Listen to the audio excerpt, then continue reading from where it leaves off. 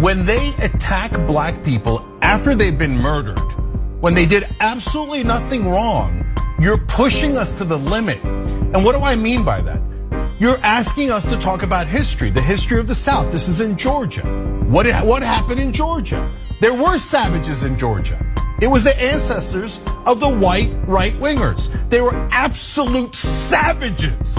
They murdered people, they lynched people, they raped people, they enslaved people. They took babies from their mothers and sold them as property. You want to talk about savages?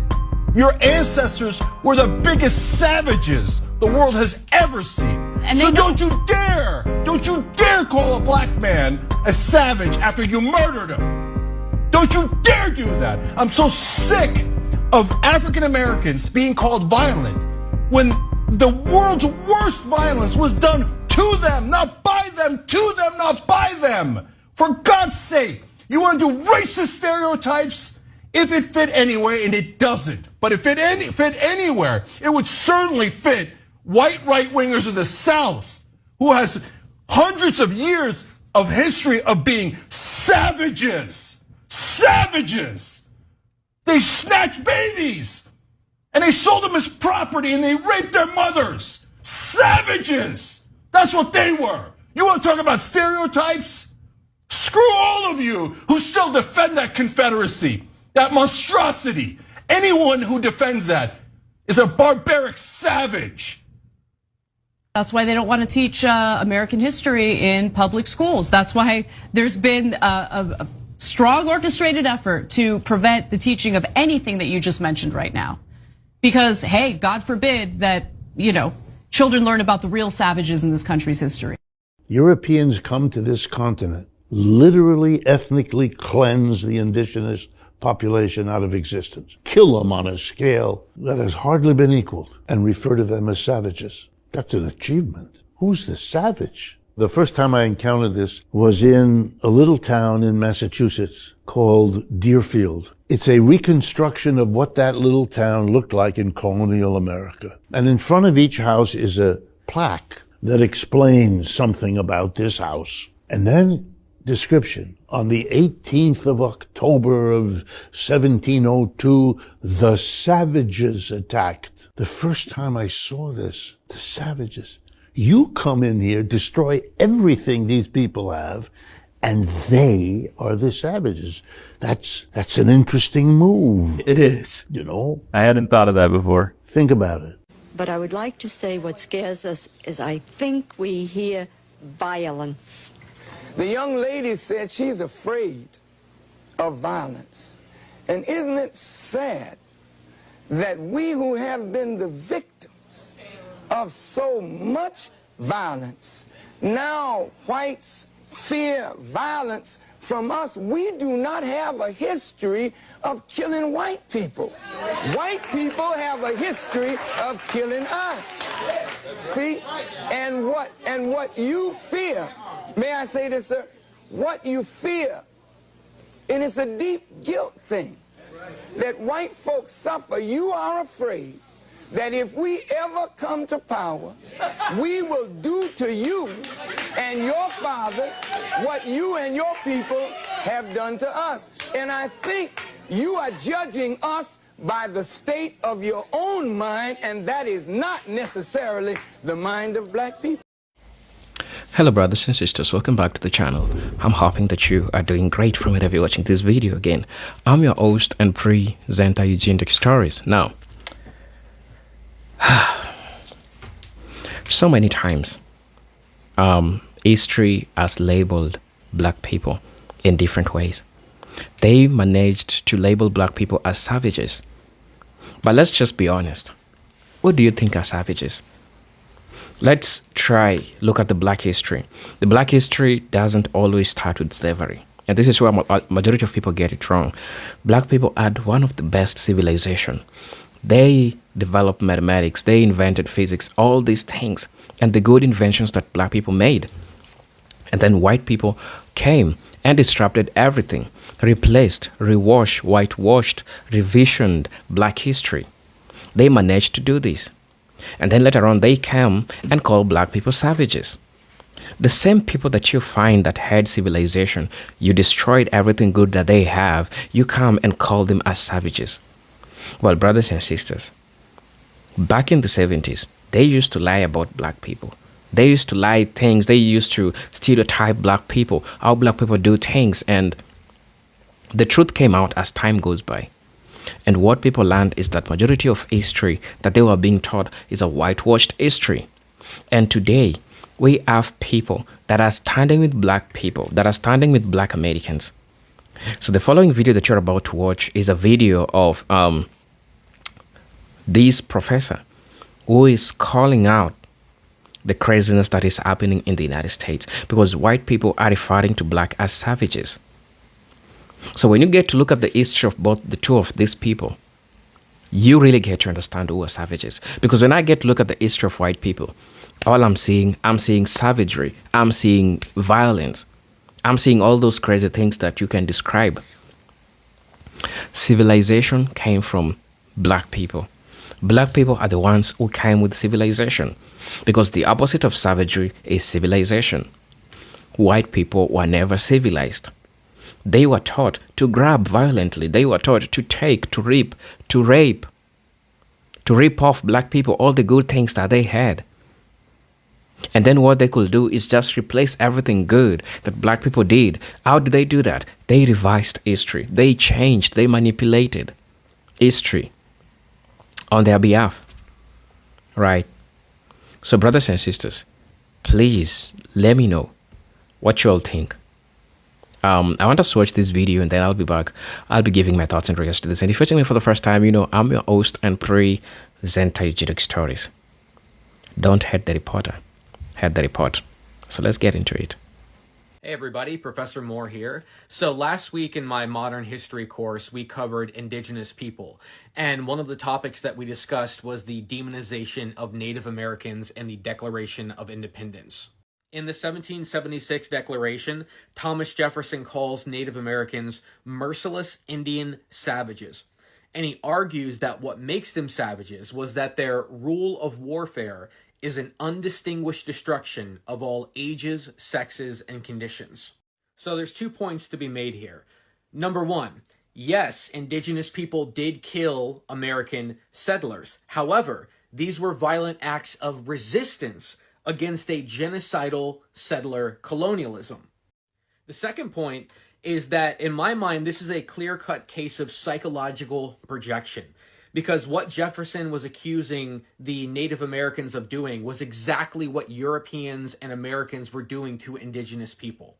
Genocidal violence against indigenous people is something that started in 1492 with Christopher Columbus. However, in the decade before the American Revolution, it reached a new and horrifying dimension.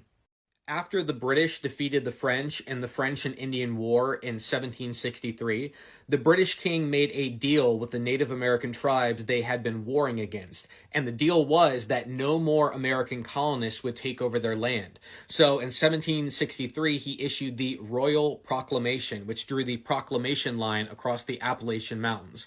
And if you see that map right there, you can see the British colonies on the East Coast there. And then right next to it is supposed to be independent Native American territory. So this is the deal that the British king made in 1763, that no more American colonists would cross over that proclamation line and take over any more indigenous land. However, the American colonists did not listen to the king. They basically said, screw you, we're going to continue to do what we've been doing and take over more indigenous territory. And that's exactly what they did. And it's interesting that in most American schools, we're taught that one of the first big grievances that the American revolutionists had against the British Empire was taxation without representation. It's all about the Stamp Acts and the Boston Tea Party. But in reality, one of the first cases of American colonists disobeying the British king and rebelling was going against the 1763 proclamation line. When the king drew that line and said, do not cross it and take more Native American land, the American colonists disobeyed. In fact, a decade after the proclamation was issued, over 50,000 settlers had crossed over that line and were taking over Native American territory. When American colonists crossed over the proclamation line, the explicit goal was to take over indigenous land, and in order to do that, they had to exterminate the people that were already living on that land. And one of the ways that they went about doing this was forming these local militias or these vigilante groups, which were really nothing more than death squads or murder squads that were going out and committing horrific acts of violence against the Native Americans. There was a strong incentive for people to go out and to murder indigenous people. In 1763, one of these vigilante groups, these death squads in Philadelphia, were offering cash for evidence of dead Native Americans. And the evidence that they were requesting was the scalps of these individuals. And here are the cash rewards that they would offer to these individuals. They would pay you $134 for the scalp of an adult man, $130 for the scalp of an adult woman, and $50 for the scalp of a child. And it wasn't just these vigilante squads that were offering cash rewards for the scalps of Native Americans. In 1755, the governor of the town of Spencer, Massachusetts, offered cash rewards for Indian scalps. He gave out 50 pounds for the scalp of an adult man, and he issued 12 pounds for every scalp of such female Indian or male Indian under the age of 12 years old. So also offering cash rewards for the killing of women and children. And remember back to the Declaration of Independence when Thomas Jefferson said what made Native Americans savage was that they killed regardless of age or sex. But we can see in these examples that the governors of towns and cities and states were offering cash reward for the killing of women and children. And just to give you an example of kind of how widespread and ingrained this practice was of murdering indigenous people, it's pretty shocking, but it took all the way until 2021 for Colorado to officially remove the law off of their law books that offered cash rewards for bringing in the scalps of indigenous men, women, and children. So you can see here in this photo from the Washington Post, the governor signing this and officially removing this law. But just imagine, even though it wasn't in use, it remained on the law book. This case of a state offering their citizens cash rewards for the killing of men, women, and children. The violence that American settlers unleashed on Native Americans only continued to grow worse and sometimes culminated in massacres that are almost completely lost to memory and history today. For example, in 1782 in Pennsylvania, one of these vigilante death squads murdered 96 members of the Delaware tribe, 96 Native American men, women, and children. And these individuals had actually recently converted to Christianity in a bid to save their lives, thinking that if they were fellow Christians, then they wouldn't be murdered. However, these vigilante members accused them of attacking white settlers, and so they brought 96 people, 2 at a time, behind a shed, and they brutally beat them to death over the head with a hammer. So this is the type of violence that happened, and this is just one single episode that I'm flagging up over hundreds. So this is the type of violence that American settlers were using against indigenous people. This type of genocidal violence against indigenous people is something that remains consistent throughout the 1600s, the 1700s, the 1800s, the 1900s. In fact, in the year 1900, celebrated children's book author L. Frank Baum released The Wonderful Wizard of Oz. I actually really loved this original book when I was a kid. However, I was shocked to hear L. Frank Baum's opinion about indigenous peoples. Here is what the children's book author said about Native Americans. He said, "The whites, by law of conquest, by justice of civilization, are masters of the American continent, and the best safety of the frontier settlements will be secured by the total annihilation of the few remaining Indians. Why not annihilation? Their glory has fled, their spirit broken, their manhood effaced. Better that they die than live, the miserable wretches that they are."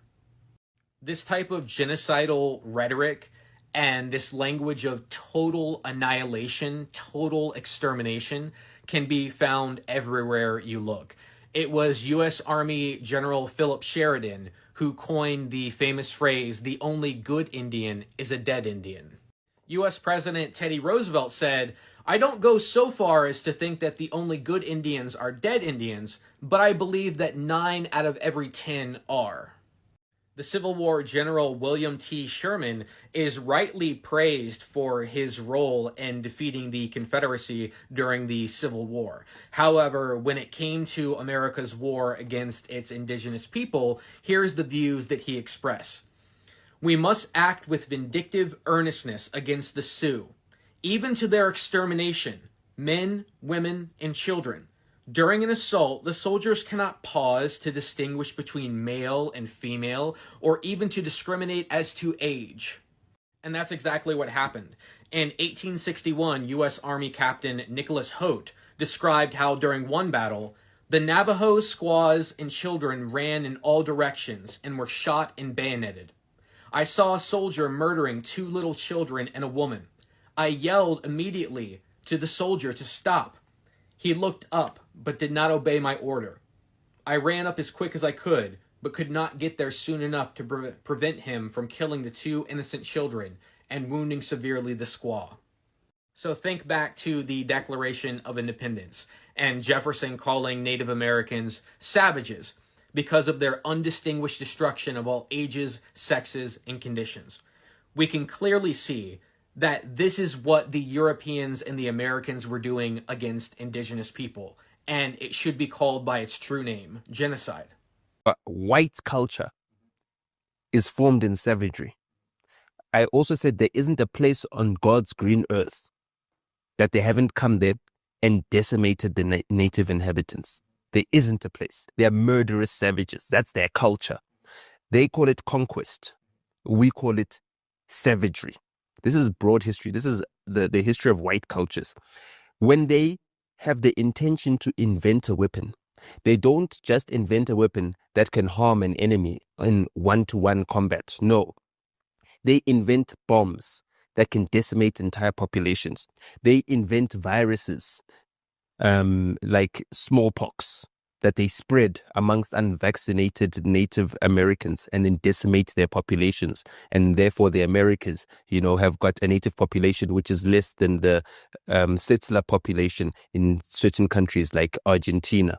I mean, even a country like Brazil, yes, obviously there are still some native inhabitants there, but their population is less than those who were brought in from Africa as slaves, as well as those who came in as European settlers in the colonial times. So the culture of white people throughout white history, even to this very date, is that of savagery. It's that of inhumane behavior that is normalized to the point where they feel like they're entitled to behave like that. The only reason that white people in the United States or anywhere we are, in Europe, in Africa, in Australia, in Israel, wherever we are the colonizers. We are the colonizers. And we live off the expense of the assault, Europe's assault on Africa, the kidnapping of African human beings, the trafficking, all of these things that we hear today. This is where it came from. Hundreds of years of assaulting and stealing everything that African people and Africa as a continent had and putting it into the hands of white people. And so this is why, as the chairman has said, the true class struggle, the true working class in the world is the African and colonized working class, not white people, because all white people, and you know this is true, you and I know this is true by just living our lives and seeing it. All white people sit on the pedestal on the backs of African and indigenous people. And, the statistics are that even poor white people have an easier ability in a crisis to raise $3,000 in an emergency than middle-class African people do. Because we live in social wealth. White supremacists be like, we was conquerors and slave owners and shit. No, your ancestors were illiterate cousin fucking farmers. And the people who you claim to be descended from were also cousin fucking savages that reaped havoc across the world for economic gain. And most pathetically of all, here you are in the 21st century espousing the beliefs of racial hierarchy. You're a modern working class person under the delusions of fraudulent 18th century science. That is genuinely so fucking pathetic. White people, now all of a sudden you don't condone violence. Really? Where was this energy in 1973 when Marlon Brando allowed an indigenous woman to have his platform at the Oscars and accept an award on his behalf so she could have the opportunity to speak against the film industry for its disparaging way it depicted indigenous people, to boos and hisses from the audience? John Wayne happened to be in the wings, and it took 6 different security guards to hold him back because he was going to beat her up on stage. Then Clint Eastwood got up on there and says, let's dedicate the next award to all the cowboys killed on film. Where was all this energy in 2007 when Tommy Lee and Kid Rock got into blows over Pamela Anderson? Where was all this energy in 2021 when Machine Gun Kelly and Conor McGregor got into fight at the VMAs?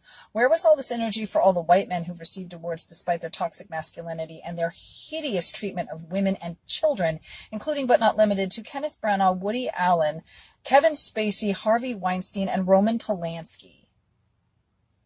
What's race got to do with it?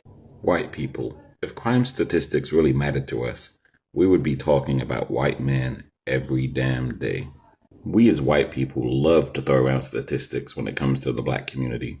We love to misconstrue data about poverty rates, crime rates, single-parent households. Here's the thing. If you really want to talk about problematic behavior in terms of statistics, we need to talk about white men. Most mass shootings in America? White men. School shootings? White men. Intimate partner violence, typically known as domestic violence? White men. Police brutality and systemic violence? White men. Online harassment and extremism? White men. Domestic terrorism?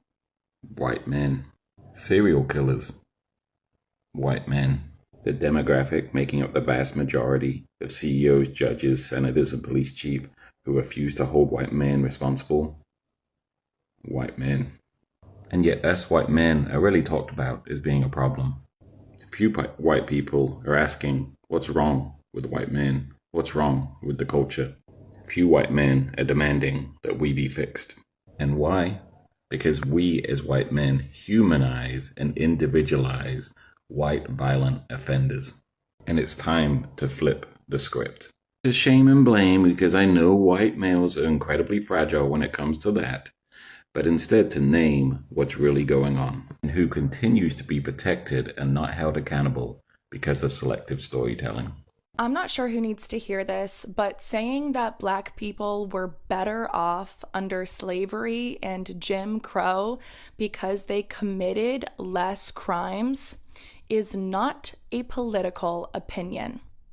Saying that black women don't have equal cognitive functioning to white people, and if they are in high up positions, that must mean that they took a white person's slot, is not a political opinion. Believing that black men who die because of police violence deserved it is not a political opinion. Saying that you don't believe 1 in 5 women are actually essayed, so then 1 in 5 women must be lying, is not a political opinion. That is white supremacy and misogyny. Let's talk about this story out of South Africa because it says everything about hypocrisy and white supremacy.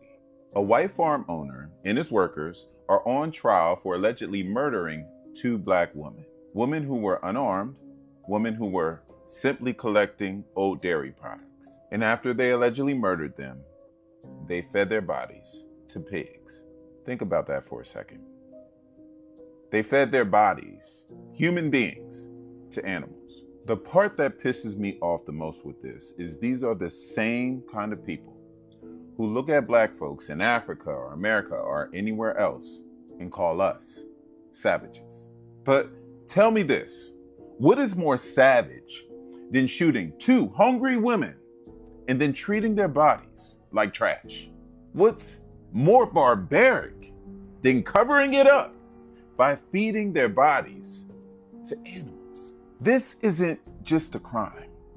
This is a reflection of a long, ugly history.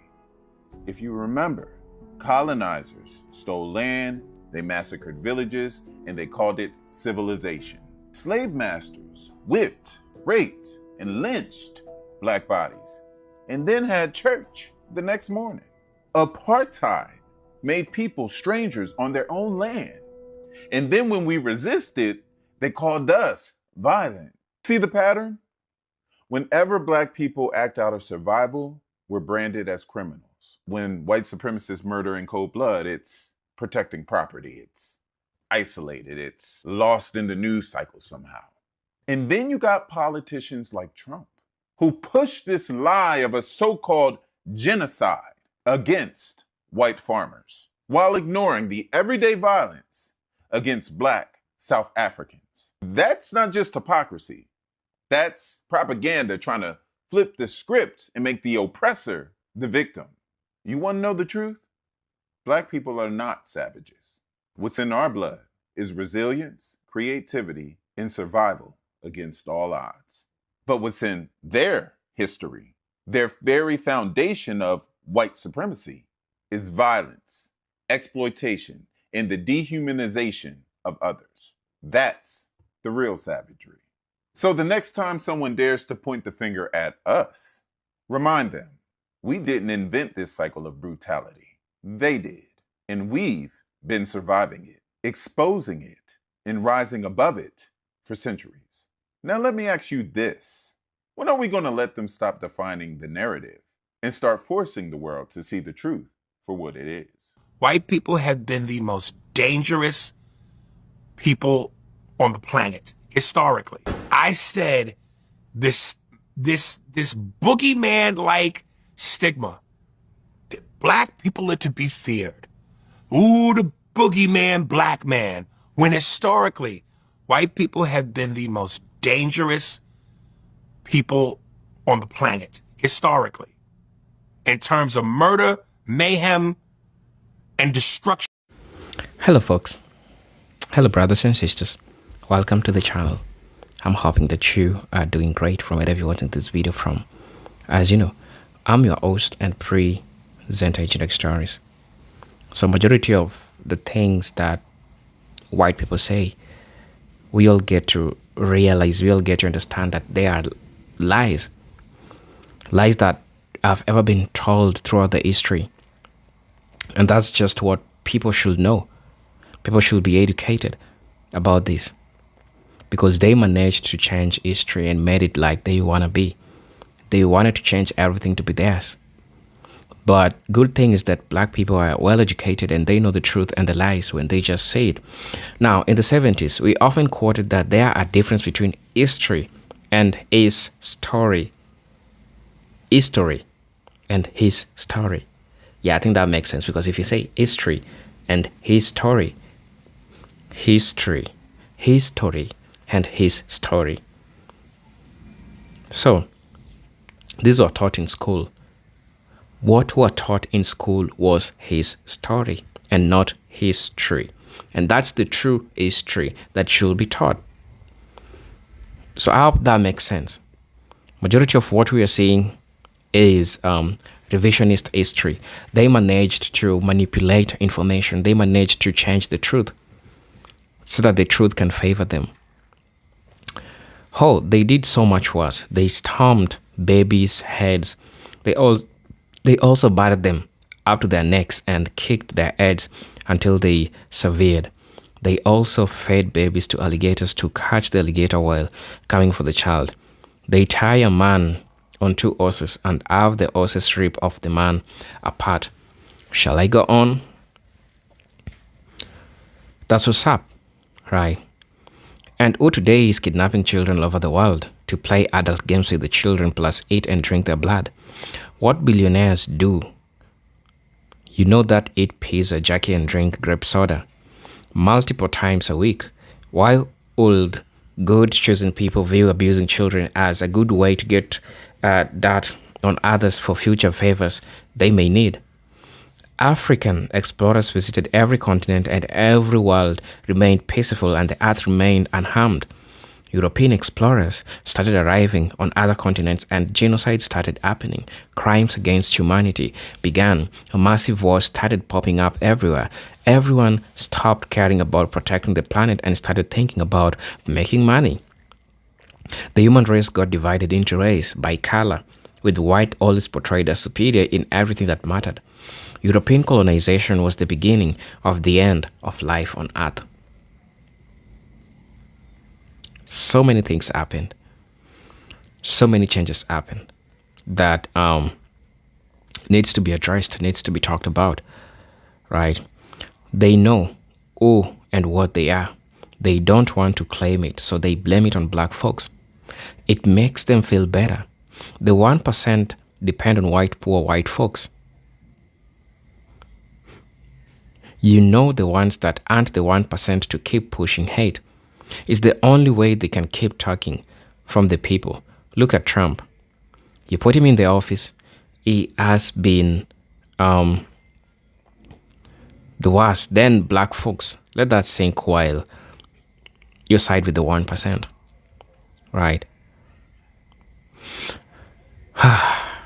First off, Native Americans and Indigenous Americans are not the same people. Native Americans are Asians. They helped white settlers enslave and kill indigenous people of the land we now call America. All this is craziness. This is pure, unadulterated, unbleached history. Yet it's labeled indoctrination, quotes and quotes, hate, quotes and quotes, brainwashing, quotes and quotes, to teach these truths. By no means do I blame all white people, but those of this mindset he speaks of are always so proud of their history, but never want it to be taught. Right?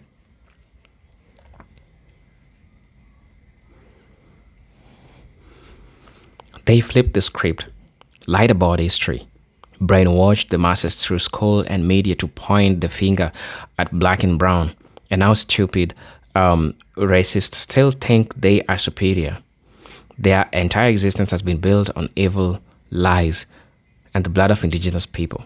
The karma and judgment that's on them, it's crazy.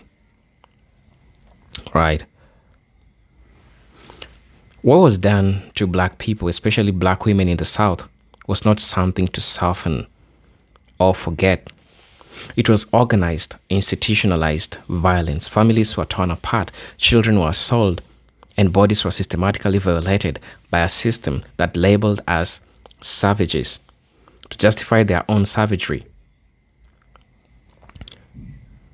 I'm talking about the deliberate, often legal rape, sexual exploitation of enslaved women by white men who looked at black bodies as not as human beings, but as disposable commodities and property to be broken. So, when I see people today align themselves with ideologies that excuse or minimize or try to roll back rights and protections, it feels dangerously familiar. It exposes a mindset that never fully left, a mindset that views the violation of black women as acceptable or even deserved to. Those who stand beside it, I have to ask, imagine your own white husband, your brother, or your sons raping black women, children, and men, and calling it their right. Imagine that kind of brokenness in your own home. What does it say about you that you are willing to excuse or justify that mindset? This mindset is embedded in deep dehumanization. It is the same mindset that raped, destroyed, and dared to call the victims promiscuous to cover their crimes. We are not our ancestors in chains. And we will not be silent. We will not be erased. And we will never allow the systemic brutality to take hold again. If you choose to align with this history, you are choosing to inherit cruelty. Your silence is your consent, and the defense of this mindset is your legacy. We are watching, we are standing, and we will never go back. Brothers and sisters, please let me know what you all think about this. I'm your host and presenter, Generic Stories, but until then, let me see you in my next video. Peace, love, and harmony. Salute.